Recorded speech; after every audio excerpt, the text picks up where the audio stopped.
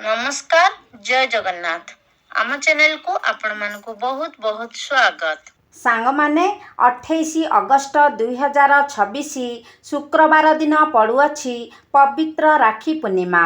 एही राखी पूर्णिमा रे अनेक गुड़िए शुभ संजोगर निर्माण हेउछि।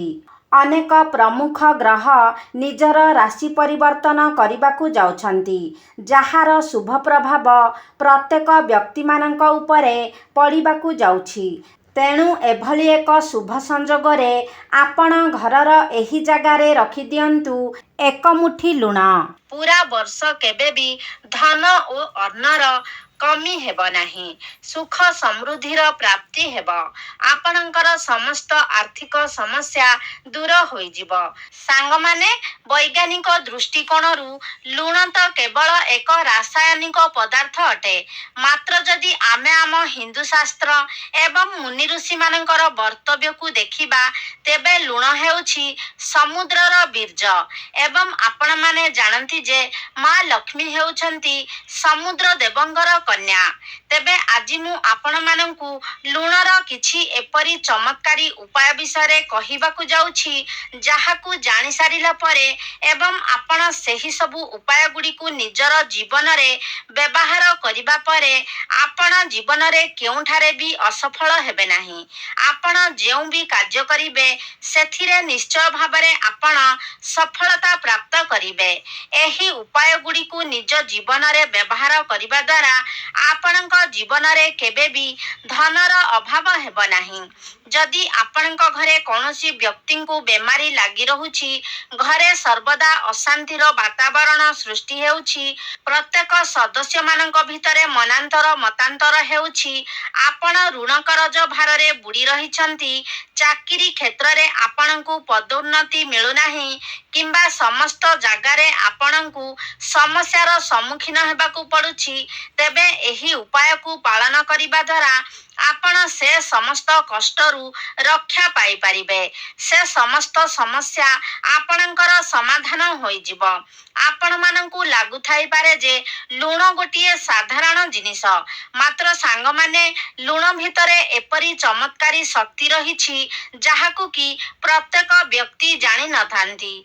एवं जदि आपण एही चमत्कारी शक्ति विषय जानिछंती तेबे जीवन रे आपण केबे भी धनर अभावर सम्मुखीन हेबे नाही। आपण माने जानती जे आम स्वास्थ्य उपरे भी लुणर केते गुरुत्वपूर्ण भूमिका रही थाए। जदि आम खाद्य रे लुणर मात्रा अधिक होई जाए तेबे मध्य असुविधा होई थाए, एवं जदि आम खाद्य रे लुणर मात्रा कम होई थाए तेबे मध्य असुविधा होई थाए। एहार अर्थ हेला लुण आमको जीवन देई पारे एवं आमर जीवन नेई मध्य पारे। तेबे मु आजी आपण मानंकु एही वीडियो रे लुणर किछि ज्योतिष उपाय कहिबाकू जाउछि, जाहाकू जदि आपण निज जीवन रे प्रयोग करंती तेबे आपणकु जीवन रे केबे भी कौनसी कष्टर सामना करिबाकू पड़िबो नाही। तेबे सांग माने आपण माने जानती जे लुण विभिन्न प्रकारर रही थाए, जेपरी कि प्रथमे हेउछि संदेश लवण, जाहाकू कि आमे पहाड़िया लुण भाबरे जानि थाउ। आउ गोटिए हेउछि सामुद्रिक लुण, अन्यटी हेउछि कला लुण एवं गोटिए हेउछि साधारण लुण। मात्र ज्योतिष शास्त्र रे लुण को चंद्र एवं शुक्रंकर प्रतीक भाबरे माना जाई थाए। अनेक लोक लुण को राहुंकर मध्य प्रतीक भाबरे मानि थांती। सेथिपाई लुणर प्रयोग करी आपण समस्त दुष्ट ग्रह मानंकु शांत मध्य करि पारिबे। ज्योतिष शास्त्र अनुसारे लुण को चंद्र एवं शुक्रंकर प्रतीक भाबरे माना जाई थाए। सेथिपाई जदि आपण लुण को कौनसी स्टील किंबा लुहार डबारे रखुचंती तेबे एपरी करिबा द्वारा चंद्र एवं शनिंकर मिलन होई थाए, जहा कि अति अमंगलकारी होई थाए एवं एहा आपणक पई घातक मध्य होई थाए। जदि आपण निज घरे स्टील किंबा लुहा डबारे लुण रखुचंती तेबे एहा आपणक घर पई अत्यंत अमंगलकारी होई थाए। एहा आपणक गृहरे ରୋଗ ଏବଂ ଶୋକ ବୃଦ୍ଧିର କାରଣ ହୋଇଥାଏ। ଆପଣମାନେ ଲୁଣକୁ ପ୍ଲାଷ୍ଟିକ ଡବାରେ ମଧ୍ୟ ରଖିବା ଉଚିତ ନୁହେଁ। ସବୁଠାରୁ ଭଲ ଜିନିଷ ହେଉଛି କାଚର ଡବା। ଆପଣମାନେ ଯଦି ଲୁଣକୁ କାଚର ଡବାରେ ରଖନ୍ତି, ତେବେ ଲୁଣର କୌଣସି ଖରାପ ପ୍ରଭାବ ଆପଣଙ୍କର ଗୃହ ଉପରେ ପଡ଼ିନଥାଏ। ସାଙ୍ଗମାନେ, ଜାଣତରେ ଅଥବା ଅଜାଣତରେ ଯଦି ଆପଣଙ୍କ ହାତରୁ ଲୁଣ ତଳେ ପଡ଼ିଯାଏ କିମ୍ବା କୌଣସି ଜାଗାରୁ ଲୁଣ ତଳେ ପଡ଼ିଯାଏ, ତେବେ ଏହା ଅତ୍ୟନ୍ତ ଅଶୁଭ ହୋଇଥାଏ। ଆପଣମାନେ ଜାଣନ୍ତି ଯେ ଯଦି ଲୁଣ ତଳେ ପଡ଼ିଥାଏ, ତେବେ ଏହା ଆପଣଙ୍କ ଗୃହରେ ଋଣ ବଢ଼ାଇବାର କାର୍ଯ୍ୟ କରିଥାଏ ଏବଂ ଘରେ ଅନ୍ୟାନ୍ୟ ସମସ୍ୟା ମଧ୍ୟ ଉତ୍ପନ୍ନ ହୋଇଥାଏ। ଅନେକ ବ୍ୟକ୍ତି ଲୁଣ ନେବା ପରେ ଲୁଣ ହାତକୁ ବସ୍ତ୍ରରେ ମଧ୍ୟ ପୋଛି ଦେଇଥାନ୍ତି, ମାତ୍ର ଏପରି କରିବା ମଧ୍ୟ ଉଚିତ ନୁହେଁ। ଯଦି ଲୁଣ ତଳେ ପଡ଼ିଯାଏ କିମ୍ବା ଆପଣଙ୍କ ହାତରେ ଲାଗିଥାଏ, ତେବେ ଆପଣ ହାତକୁ ଧୋଇ ଦିଅନ୍ତୁ ଏବଂ ତଳେ ପଡ଼ିଥିବା ଲୁଣକୁ ସଫା କରି ପୋଛି ଦିଅନ୍ତୁ।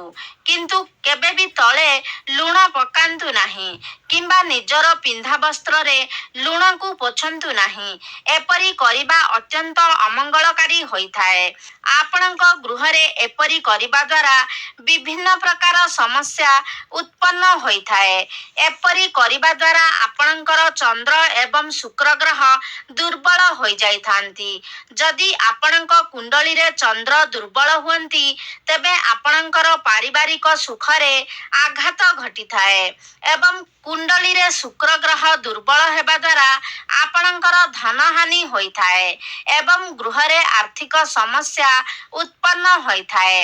ଆପଣମାନେ ଜାଣି ରଖିବା ଉଚିତ ଯେ କେବେ କୌଣସି ବ୍ୟକ୍ତିଙ୍କର ହାତକୁ ସିଧାସଳଖ ଭାବରେ ଲୁଣ ଦେବା ଉଚିତ ନୁହେଁ।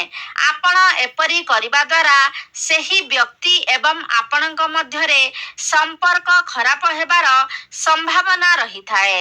ତେବେ ସାଙ୍ଗମାନେ, ଆପଣଙ୍କ ଗୃହରୁ ଦରିଦ୍ରତା ଦୂର କରିବା ପାଇଁ ଏବଂ ମା ଲକ୍ଷ୍ମୀଙ୍କୁ ପ୍ରସନ୍ନ କରିବା ପାଇଁ ଆପଣ ଗୁରୁବାର ବ୍ୟତୀତ ଅନ୍ୟ ସମସ୍ତ ଦିନଗୁଡ଼ିକରେ ନିଜ ଘରକୁ ପାଣିରେ ଲୁଣ ମିଶାଇ ସେହି ପାଣିରେ ନିଜ ଘରେ ପୋଛା ଲଗାଇବା ଉଚିତ।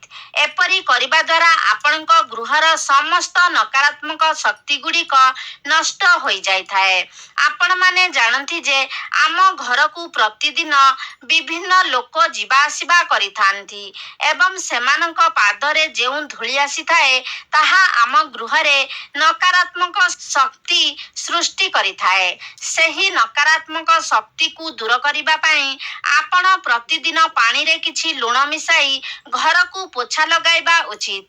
ଏପରି କରିବା ଦ୍ୱାରା ଆପଣଙ୍କ ଗୃହ ପବିତ୍ର ହୋଇଯାଇଥାଏ ଏବଂ ସମସ୍ତ ନକାରାତ୍ମକ ଶକ୍ତିଠାରୁ ମୁକ୍ତ ହୋଇଯାଇଥାଏ, ଯାହାକି ମା ଲକ୍ଷ୍ମୀଙ୍କର ଆଗମନର ବାଟ ମଧ୍ୟ ଫିଟାଇ ଦେଇଥାଏ ଏବଂ ଏହା ସବୁଠାରୁ ଭଲ ଉପାୟ ଯାହାଦ୍ୱାରା ଆମେ ମା ଲକ୍ଷ୍ମୀଙ୍କୁ ପ୍ରସନ୍ନ କରିପାରିବା।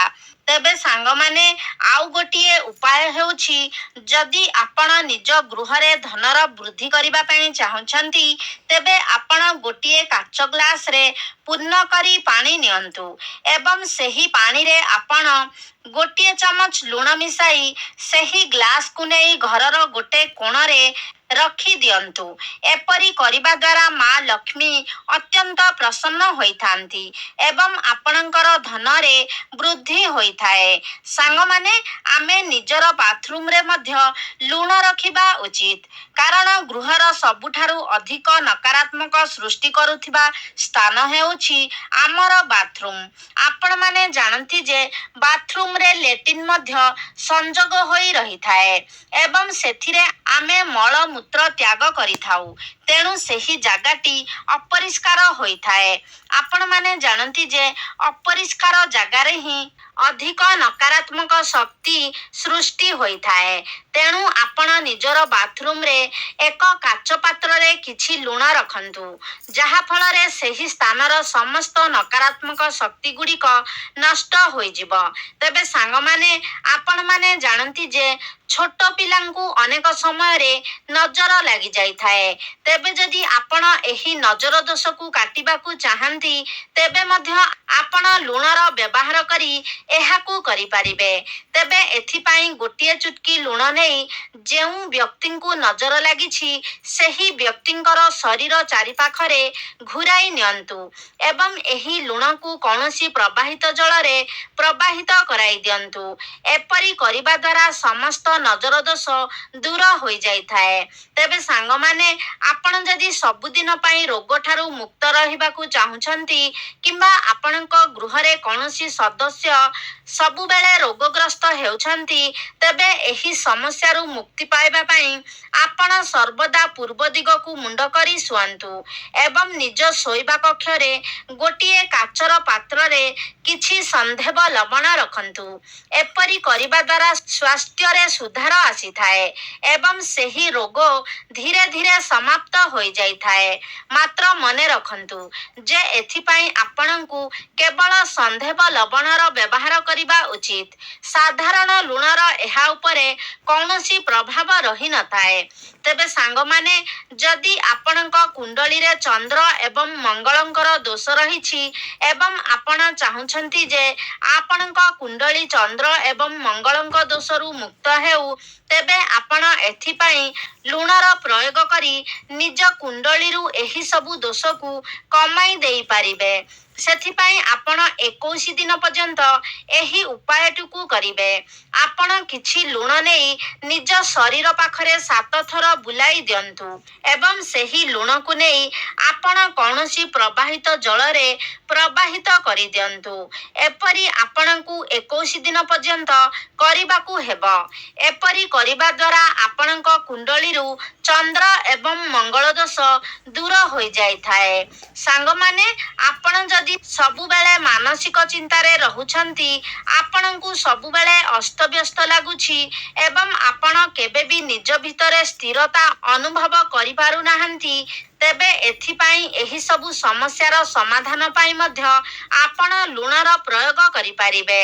ଏଥିପାଇଁ ଆପଣ ଗୋଟିଏ ଚୁଟକି ଲୁଣ ନିଅନ୍ତୁ ଏବଂ ନିଜର ମୁଣ୍ଡ ଚାରିପଟେ 7 ଥର ବୁଲାଇ ଦିଅନ୍ତୁ। ତାପରେ ଆପଣ ଏହି ଲୁଣକୁ ନେଇ କୌଣସି ବୃକ୍ଷ ମୂଳରେ ପକାଇ ଦିଅନ୍ତୁ। ଏପରି କରିବା ଦ୍ୱାରା ଆପଣ ଧୀରେ ଧୀରେ ସମସ୍ତ ପ୍ରକାର ମାନସିକ ଚିନ୍ତାରୁ ଦୂରେଇ ଯାଇପାରିବେ। ଆପଣଙ୍କର ସବୁ ମାନସିକ ଚିନ୍ତା ଧୀରେ ଧୀରେ କମ୍ ହେବାକୁ ଲାଗିବ ଏବଂ ଏହା ଦ୍ୱାରା ଆପଣଙ୍କର ମନ ମଧ୍ୟ ଶାନ୍ତ ରହିବ। ସାଙ୍ଗମାନେ, ଯଦି ସ୍ୱାମୀ ସ୍ତ୍ରୀ ଭିତରେ ସମ୍ପର୍କ ଭଲ ନଥାଏ ତେବେ ଆପଣ ନିଜ ଗୃହର ସମସ୍ତ କୋଣରେ କାଚ ପାତ୍ରରେ କିଛି କିଛି ଲୁଣ ରଖନ୍ତୁ ଏବଂ ପ୍ରତି ସପ୍ତାହରେ ଏହି ଲୁଣକୁ ବଦଳାଇ ଦିଅନ୍ତୁ। ଆପଣ ସେହି ପୁରୁଣା ଲୁଣକୁ ନେଇ ପ୍ରବାହିତ ଜଳରେ ପ୍ରବାହିତ କରାଇ ଦିଅନ୍ତୁ। ଏପରି କରିବା ଦ୍ୱାରା ସ୍ୱାମୀ ସ୍ତ୍ରୀଙ୍କ ସମ୍ପର୍କରେ ସୁଧାର ଆସିଥାଏ ଏବଂ ସ୍ୱାମୀ ସ୍ତ୍ରୀ ଖୁସିରେ ରହିବାକୁ ଲାଗିଥାନ୍ତି। ଏବେ ଆସନ୍ତୁ ଜାଣିବା ଆମେ ଲୁଣର ସେହି ଚମତ୍କାରୀ ଉପାୟ ବିଷୟରେ। ଲୁଣ ଡବାରେ ଆପଣ କେଉଁ 2ଟି ଜିନିଷ ରଖିବା ଦ୍ୱାରା ଆପଣଙ୍କ ଗୃହକୁ ମା ଲକ୍ଷ୍ମୀ ଆକର୍ଷିତ ହୋଇ ଆସିଥାନ୍ତି, ଯାହା ଫଳରେ କି ଆପଣଙ୍କ ଗୃହକୁ ଅତ୍ୟନ୍ତ ଧନ ଲାଭ ମଧ୍ୟ ହୋଇଥାଏ। ଆପଣ ସମସ୍ତ ଆର୍ଥିକ ସମସ୍ୟାରୁ ମୁକ୍ତି ପାଇଥାନ୍ତି ଏବଂ ଆପଣଙ୍କର ସଞ୍ଚିତ ଅର୍ଥରେ ମଧ୍ୟ ବୃଦ୍ଧି ହୋଇଥାଏ। ତେବେ ଲୁଣ ହେଉଛି ଶୁକ୍ରଙ୍କର ପ୍ରତୀକ ଏବଂ ଲବଙ୍ଗ ହେଉଛି ଶନିଙ୍କର ପ୍ରତୀକ ଏବଂ ଶୁକ୍ର ଏବଂ ଶନିଙ୍କର ମିଳନ ହେଲେ ଏହା ଧନର ଯୋଗ ସୃଷ୍ଟି କରିଥାଏ, ଯାହାଦ୍ୱାରା ଆପଣଙ୍କ ଗୃହରେ ଧନ ବୃଦ୍ଧି ହୋଇଥାଏ। କାରଣ ଜ୍ୟୋତିଷ ଶାସ୍ତ୍ର ଅନୁସାରେ ଶୁକ୍ର ଏବଂ ଶନି ପରମ ମିତ୍ର ଅଟନ୍ତି। ସେଥିପାଇଁ ଯଦି ଆପଣ ଲୁଣ ଡବାରେ 5ଟି ଲବଙ୍ଗ ରଖନ୍ତି ତେବେ ଆପଣଙ୍କ ଗୃହରେ କେବେ ବି ଧନର ଅଭାବ ହୋଇନଥାଏ। ଦ୍ୱିତୀୟରେ, ଆପଣ ଲୁଣ ଡବାରେ 5ଟି ତୁଳସୀ ପତ୍ର ରଖନ୍ତୁ। ଆପଣ ଜାଣନ୍ତି ଯେ ଲୁଣ ଶୁକ୍ରଙ୍କର ପ୍ରତୀକ ଏବଂ ତୁଳସୀ ପତ୍ର ବୁଧଙ୍କର ପ୍ରତୀକ ଅଟେ। ଆପଣ ଜାଣନ୍ତି ସବୁଜ ରଙ୍ଗ ହେଉଛି ବୁଧଙ୍କର ପ୍ରତୀକ। ଯେତେ ସବୁ ସବୁଜ ରଙ୍ଗର ବୃକ୍ଷ ରହିଛି ତାହା ବୁଧଙ୍କର ପ୍ରତୀକ ଅଟେ। ତେବେ ଯଦି ଆପଣ ଲୁଣ ଡବାରେ ତୁଳସୀ ପତ୍ର ରଖନ୍ତି ତେବେ ତେବେ ଶୁକ୍ର ଗ୍ରହ ଏବଂ ବୁଧ ଗ୍ରହଙ୍କର ମିଳନ ହୋଇଥାଏ, ଯାହାକି ଆପଣଙ୍କର କୁଣ୍ଡଳୀରେ ବୁଧ ଯୋଗ ସୃଷ୍ଟି କରିଥାଏ। ଏହା ଫଳରେ ଆପଣଙ୍କ ଘରରେ ଧନ ବୃଦ୍ଧି ହୋଇଥାଏ ଏବଂ ଆପଣଙ୍କ ଘରେ ପିଲାମାନଙ୍କର ବୁଦ୍ଧି ମଧ୍ୟ କ୍ଷିପ୍ର ହୋଇଥାଏ। ସେମାନେ ବୁଦ୍ଧିମାନ ହୋଇଥାନ୍ତି ଏବଂ ଆପଣଙ୍କୁ ସର୍ବଦା ମା ଲକ୍ଷ୍ମୀଙ୍କର ଆଶୀର୍ବାଦ ପ୍ରାପ୍ତ ହୋଇଥାଏ। ତେବେ ସାଙ୍ଗମାନେ, ଏହା ଥିଲା ଲୁଣର କିଛି ଉପାୟ, ଯାହାଦ୍ୱାରା ଆପଣ ନିଜ ଘରୁ ସମସ୍ତ ପ୍ରକାର ନକାରାତ୍ମକ ଶକ୍ତିକୁ ଦୂର କରିପାରିବେ ଏବଂ ଆପଣଙ୍କ ଘରେ ଧନର ବୃଦ୍ଧି ମଧ୍ୟ ହେବ। ଆପଣଙ୍କ ଗୃହରେ ମା ଲକ୍ଷ୍ମୀଙ୍କର ବାସ ହେବ ଏବଂ ଆପଣଙ୍କୁ କେବେ ବି ଆର୍ଥିକ ସଙ୍କଟର ସାମ୍ନା କରିବାକୁ ପଡ଼ିବ ନାହିଁ। ତେବେ ସାଙ୍ଗମାନେ, ଆଶା କରୁଛି ଆଜିର ଭିଡ଼ିଓଟି ଆପଣମାନଙ୍କୁ ନିଶ୍ଚିତ ଭାବରେ ଭଲ ଲାଗିଥିବ। ଯଦି ଭଲ ଲାଗିଛି ତାହେଲେ ଲାଇକ୍ କରନ୍ତୁ, ସେୟାର କରନ୍ତୁ। ଆମ ଚ୍ୟାନେଲକୁ ଯଦି ସବସ୍କ୍ରାଇବ୍ କରିନାହାନ୍ତି ତାହେଲେ ସବସ୍କ୍ରାଇବ୍ କରିଦିଅନ୍ତୁ ଏବଂ କମେଣ୍ଟ ବକ୍ସରେ ଭକ୍ତି ଓ ଶ୍ରଦ୍ଧାର ସହିତ ଜୟ ମା ଲକ୍ଷ୍ମୀ ନିଶ୍ଚୟ ଲେଖନ୍ତୁ।